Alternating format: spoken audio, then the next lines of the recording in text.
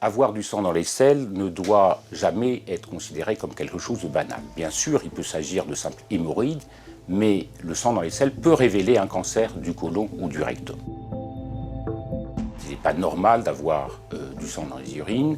Cela peut être une infection banale, cela peut être une tumeur bénigne, mais cela peut être aussi un cancer de l'appareil urinaire. Différents cancers peuvent se révéler par un amaigrissement inexpliqué. De la même manière, une fatigue excessive et durable doit nous faire nous interroger.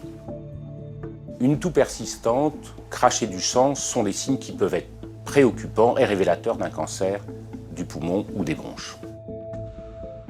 L'apparition d'une grosseur ou d'un ganglion, que ce soit au niveau du cou, au niveau de l'aine ou des selles, doivent faire s'interroger sur sa signification. Parfois, il s'agit d'un ganglion banal, réactionnel à une infection, une inflammation, mais parfois, cela peut révéler un cancer et beaucoup de cancers peuvent ainsi se manifester pour la première fois.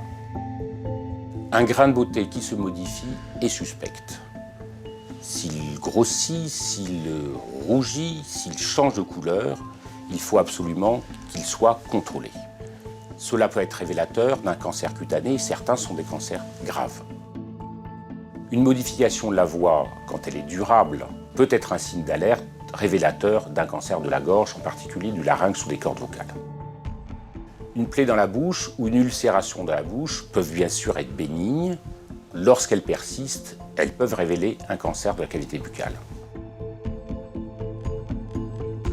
Pour les femmes en particulier, au niveau du sein, l'apparition d'une boule, la modification de la forme du sein, une rougeur dans le sein, doivent être des motifs d'inquiétude car elles peuvent révéler un cancer du sein. Les saignements gynécologiques après la ménopause doivent obligatoirement faire consulter car ils peuvent révéler un cancer au niveau de l'utérus. Avant la ménopause, il faut également s'interroger sur un saignement entre les règles. Pour les hommes, il faut s'alerter devant une modification du volume du testicule. En cas d'augmentation de volume, il faut s'en préoccuper, principalement pour les hommes jeunes. Bien sûr, tous ces signes ne doivent pas faire paniquer. Le plus souvent, ils seront en rapport avec une situation bénigne et passagère. Mais il faut savoir qu'ils peuvent révéler un cancer.